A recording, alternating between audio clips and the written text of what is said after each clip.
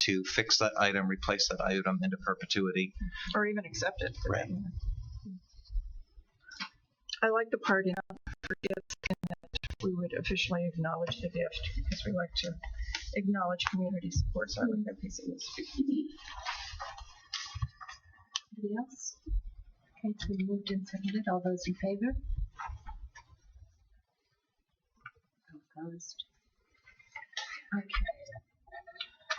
I'm just going to keep going. You're on the roll. I move to approve the first reading of policy JLCD, administrating, I can never say this word, administering medication to students.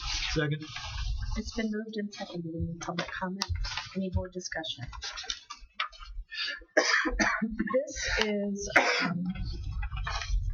This is a new combined policy. We have currently on the books medical marijuana in the schools, which was approved in 2016.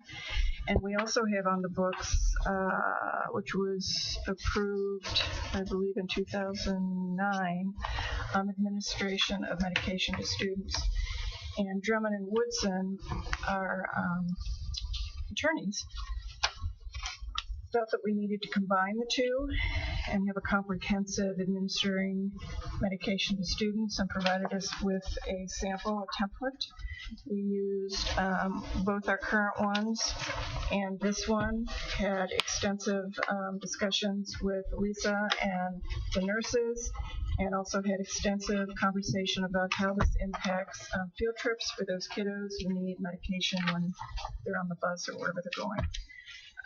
So this is a new one, and once this is approved after the second reading, then we'll come back and delete these two off the book so that there's no confusion for parents and staff and everybody else. Question. Is it this policy, or is it another policy out there that prohibits students from carrying their own over-the-counter medications with them? It's this policy. Where is it in this policy?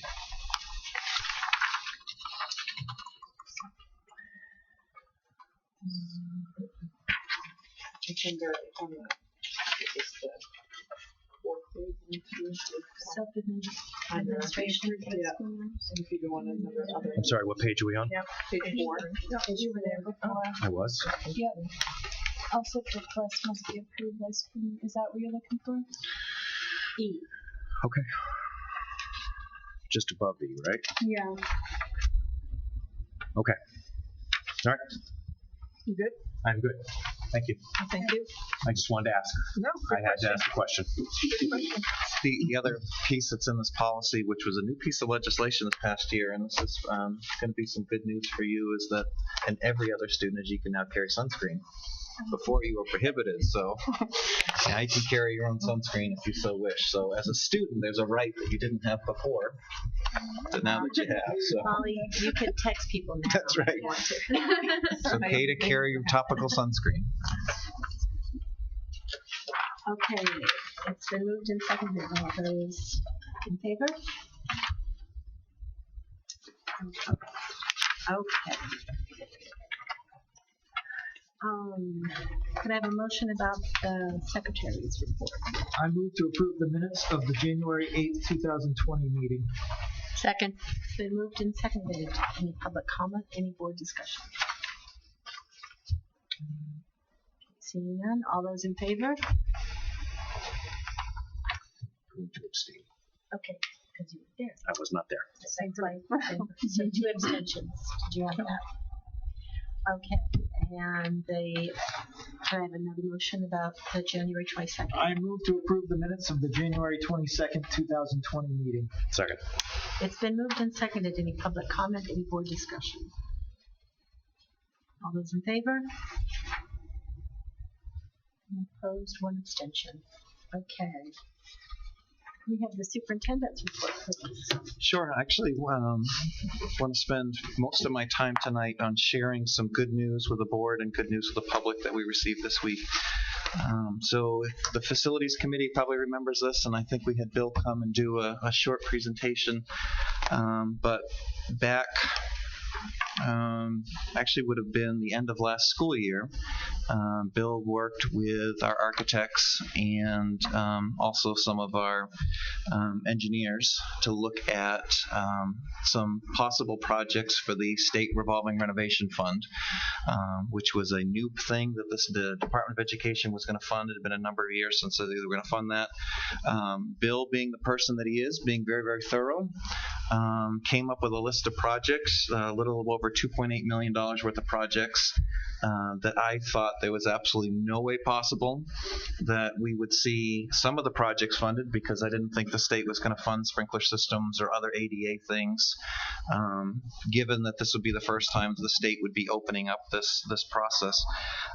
But Bill sent me an email late Friday night and basically said, guess what? All of our projects were approved for the state revolving renovation fund. Why this is exciting news is that first of all, these funds now become available to do these projects.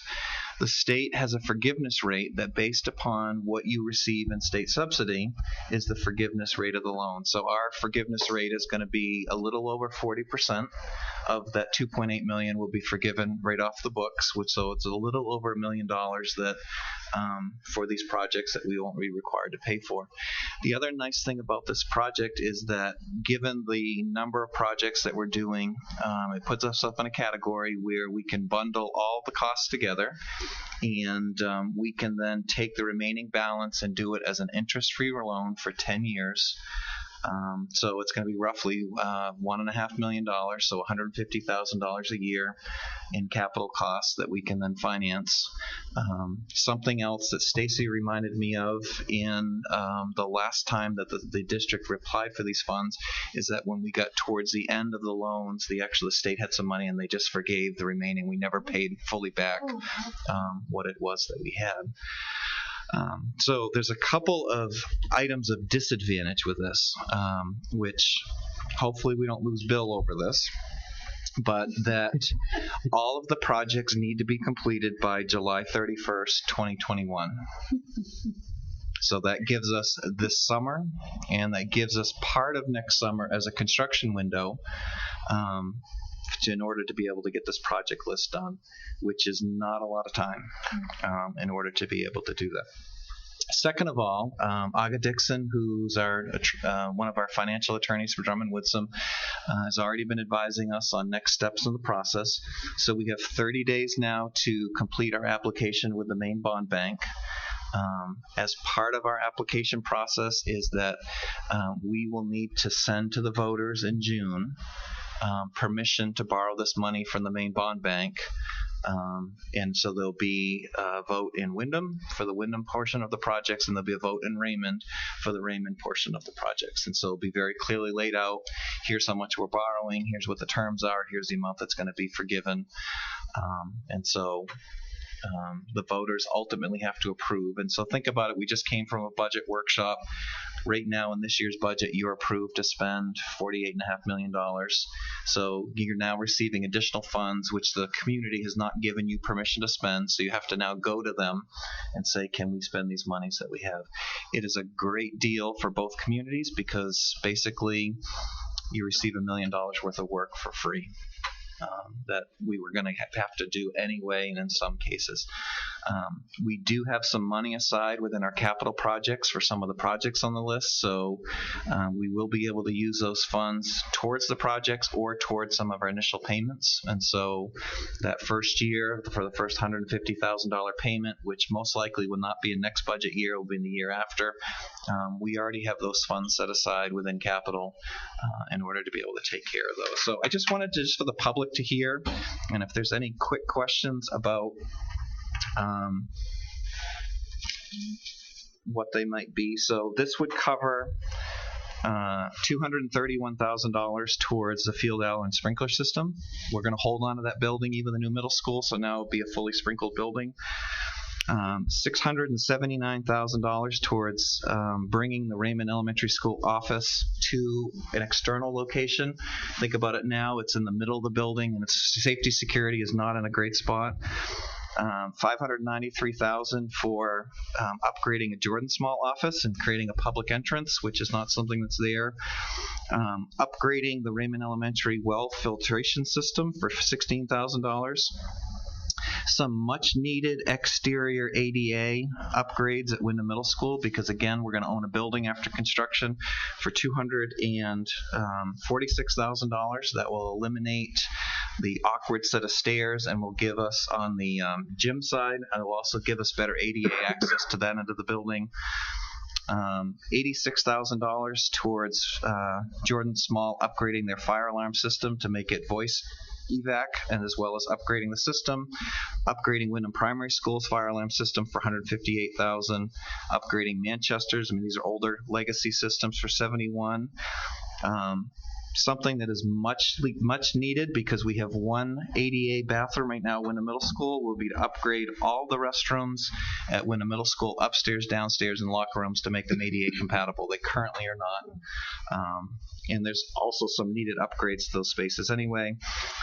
We had talked about this in facilities, but removing the asbestos tile, which is underneath the carpet at Jordan Small, for $179,000, and then removing the remaining asbestos in the flooring at Field Allen for $86,000. So quite a number of projects to be able to do at a very low interest rate. Marge. Okay, so if we go, it'd be same time we do our budget, right? We go to the voters with the Wyndham pieces and the Raymond pieces. Now, it's not an issue if Raymond, they vote yes and Wyndham votes no. It's not an issue with the state. I mean, it's kind of like, okay, we got so we'll get the money for the half that gets approved. I'm just assuming, not checking. I hope it all gets approved. Okay. Yeah, it would actually, based on the community, then however the vote goes. I just didn't know if they were looking at us because we're a district. You know what I mean? So I'm not sure how, when the state looks at you, it's kind of. So we're hoping that both communities would be supportive, because again, to have 40% of the projects forgiven. Oh, yeah. Especially for some of these health and safety and security upgrades, but then in addition to have 0% financing for 10 years, with possibly some of that being forgiven. That's great. Yeah, it's great to see, and so I think we're very, very fortunate. I also just publicly want to thank Bill, because these applications did not happen overnight. They were quite the beefy applications that required all the engineering that took place. I mean, this is even regardless of whether or not you get the money. And just publicly thank Bill. It was quite a bit of work to get that done in a very short period of time. And we are appreciative, because this is going to bring some great value to our buildings for a long time. So thank you, Bill. I don't know if there's any questions that the board might have. First of all, if you did that in a tight timeline, then this July 2021 timeline shouldn't even scare you, right? My question is, when we put this out to the voters, will there be a detailed list of what you're looking to do? Because I think that might help to encourage people to, so that you're not. At least they know what it's going to. I'm just thinking, even in Raymond, for them to realize some of the security upgrades that are happening might help. So this will be included within the link that then goes at budget time to all the different homes, because it will be in that same June ballot, and then we'll also work with some of the local papers to make sure that it gets out, and then use our ability through listserv. I mean, this would be a great use of that. But a couple nice pieces. This is that given the upgrades that Bill's even looking at with Wyndham Middle School, even when that facility is technically retired and the RSU is using it for different functions, we'll have that ADA compatibility that we don't have now. And currently we have one ADA restroom at Wyndham Middle School. But the security upgrades in Raymond will be a great thing to have.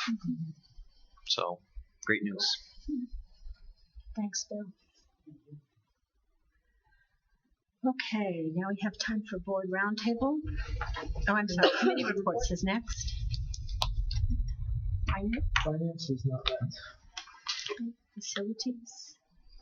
We have not met. Okay. Policy. Guess what, guys? We have. Overachiever. The motions that we approved this evening were part of our discussion at our meeting. I think it was last week or the week before. On the docket moving forward, one policy that we don't have on the books that we think we need to have on the books is animals in the schools. We have service animals in the schools, a policy specific to that, but we don't have animals in the school. I'm thinking that we might need a little bit of teeth so that somebody doesn't want to bring their snake in and have it slithering around or whatever. The other thing is naming facilities. We've got a template for that that we hope to bring forward to you. And finally, construction site protocol. I know we've got a ways to go before we get to that point, but this policy in particular we felt that we needed to have on the docket so that we're prepared for whenever this jazz comes down the pike. Kate, on the animals in school, the first policy you spoke of, will you also, when you review that, will you'll be looking at therapy dogs? Okay, Kate. Yes, we are.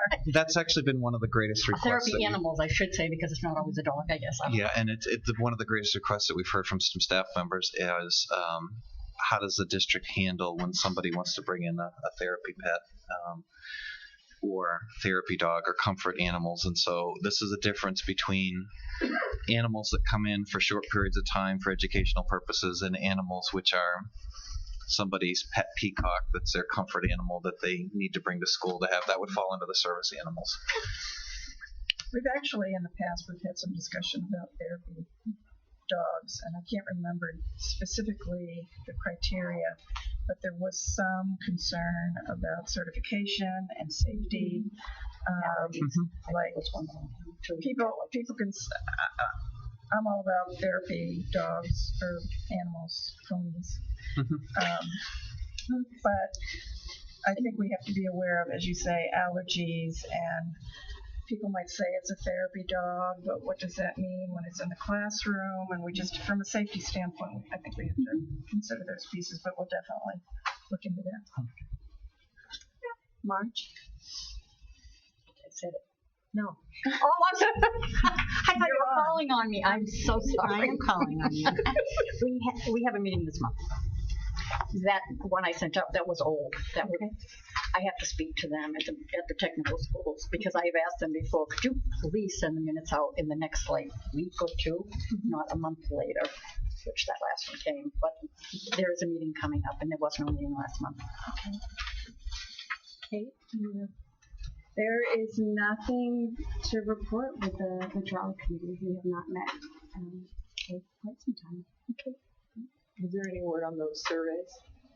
Are they still circulating? I think they're still circulating. So we've seen some preliminary results from them and answers, but I think they're still collecting it. Caitlin, I know. Sorry, Caitlin, if you're watching. She has control of kind of the survey, and she's been sharing it with us periodically. Yeah, good question. Okay. And now we have an opportunity for board roundtable. Anybody have anything they'd like to share? Yes, Pete. I had the opportunity a couple of days ago to attend the Future Chefs of Maine event for the American Heart Association, which took place at the Westbrook Vocational Center. And 3 groups of students that put together some really, really delicious meals. And we were tasked with judging each one of the meals, each one of the dishes, and so still waiting to hear back the results on which group was the winner, but what happens is there can be different dishes from each one of their presentations that are voted the most popular, and then those become the actual menu for the American Heart Association's event in March, which is attended by 500 or 600 people. So the students did a great job, and that was my first time going to that facility, so I was pretty impressed. I have stuff too. I wanted to just really quickly recognize the Jordan Small Middle School 7th and 8th grade basketball teams. They both just had their last game Monday evening. The girls won theirs. The boys lost by 1 point in their final game of the regular season. And a special personal shout out, my daughter Mackenzie sprained her wrist right before the girls game started, still played through.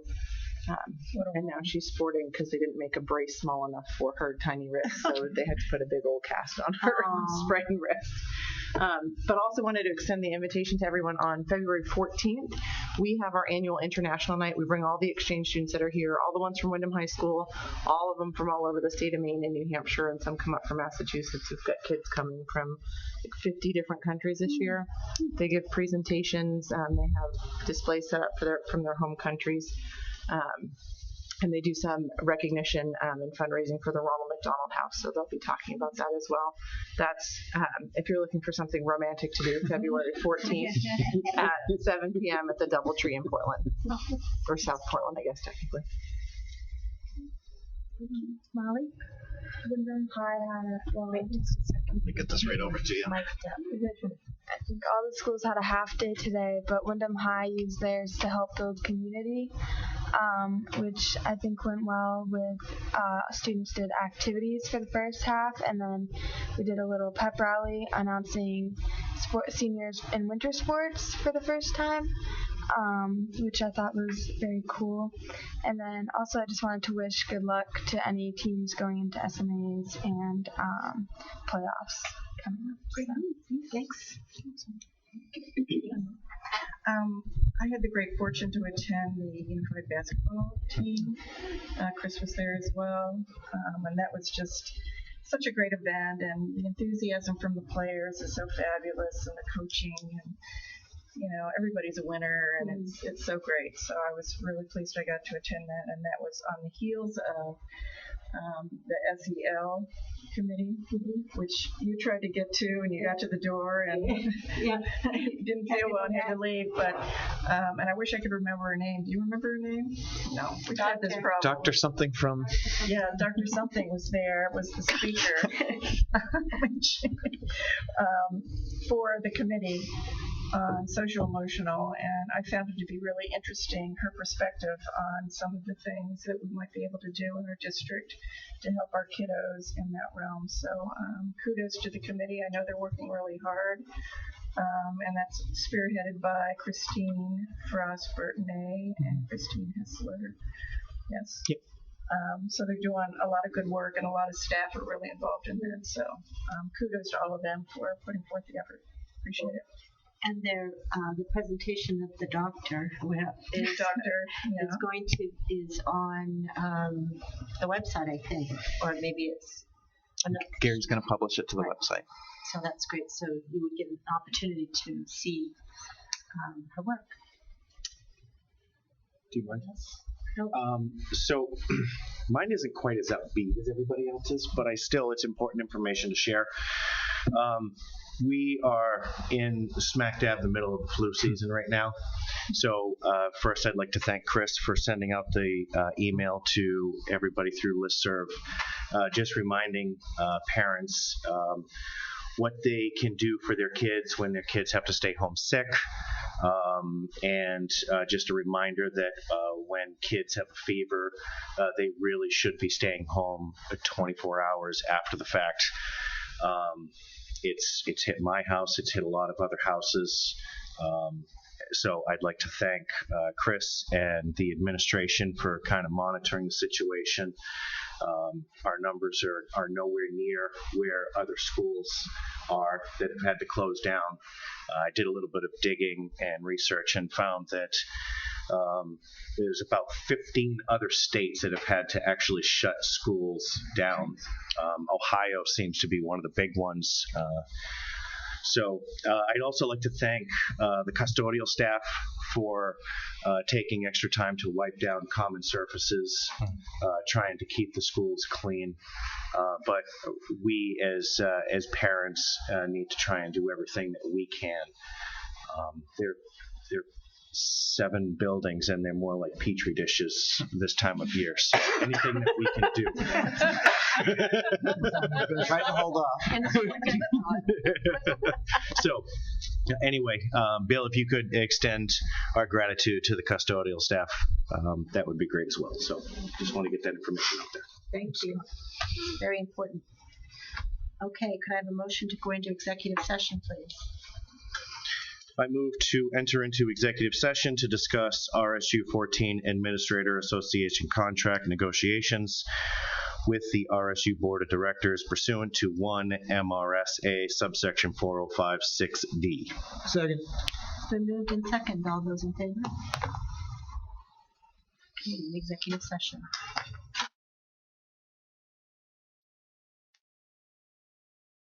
Okay, we're out of executive session. Could I have a motion, please?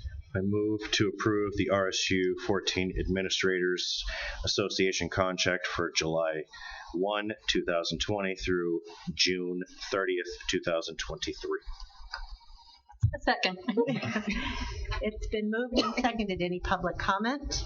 Any board discussion? Okay. All those in favor? No opposed? Okay, could I have a motion to adjourn, please? So moved. Second. It's been moved and seconded. All those in favor? We're adjourned. Thank you. Thank you. Christina?